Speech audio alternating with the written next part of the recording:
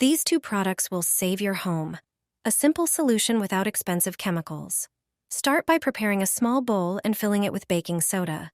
It's a powerful deodorizer and moisture absorber, helping to fight stubborn mold thanks to its antibacterial and antifungal properties. Next, take a few cloves and mix them into the soda. Cloves contain eugenol, a natural antifungal and antibacterial compound.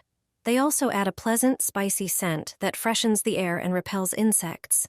This homemade mix is a natural way to combat moisture and mold. The baking soda absorbs excess humidity, while the cloves enhance its effect. Place the bowl near a window where condensation often builds up. Too much moisture on windows can lead to mold growth, especially in colder months. This simple trick works as a natural dehumidifier, reducing fogged-up windows and damp spots.